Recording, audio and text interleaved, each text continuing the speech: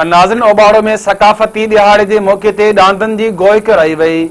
उन हवाले से पेश आए गुलाम कंबर बुअर की ही रिपोर्ट। जी तो नाज़रीन, अज सकाफ़त के हवाले से मेरान टीवी के सदके मोट ॾींदे सिंध असांजी जिंद है ऐं ॿेट असांजी मिल्कियत आहिनि। करायो सिंध हिकु आहे जे हवाले मेरान टीवी के सदते उबाड़े के अॻूणे सूबाई वज़ीर ॼाम महताब हुसैन ॾेर के भाउ ॼाम शहाब ॾेर पारां एक सकाफ़त ऐं जेको आहे डांद जी गोए जेको आहे प्रोग्राम कराए रहियो आहे।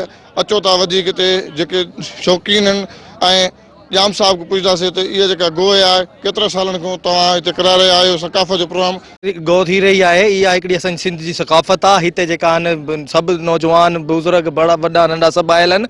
असां सकाफ़ती ॾींहुं मल्हाए रहिया आहियूं। अॼु असांजो इहो सुनारो डांस जेको आहे इहो असांजो फेवरेट आहे। हिते इंशाअल्लाह इहो अॼु खटींदो। थोड़ा 400-500 आहे डेली जो जी।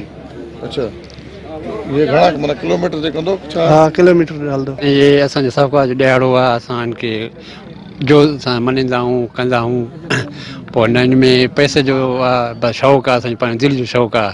न को सकाफ़त ॾियारो आहे। हे जो प्रोग्राम आहे हर साल मल्हाईंदा आहियूं। उन सां गॾु ॿियूं बि सकाफ़त जेकियूं आहिनि उहे बि असां ख़ुशियूं कंदा आहियूं। पर हे जेकी असांजो अॼु जो ॾींहुं आहे इहो असांजी हिकु माना इज़त ऐं गैरत जो ॾींहुं आहे। धरती असांजी माउ आहे ऐं असां धरती जी हिफ़ाज़त करणु ॼाणींदा आहियूं, ॼाणींदासीं बि सही।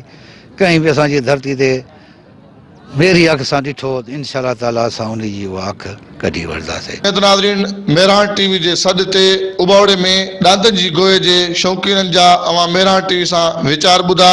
उन्होंने मेरान टीवी के भरपूर मोट ॾींदे सदके जो सकाफ़त के ॾियारे के ईद जी मल्हायो है ऐं उन्हनि जो हर साल असां इहो प्रोग्राम ईअं मल्हाईंदा रहंदासीं। उन मौके ते जाम शहाब ॾेर पारां आयल महिमाननि तोड़े साफ़िन के सिंध जी सकाफ़त अजरक जा पिण तोहफ़ा पेश कया।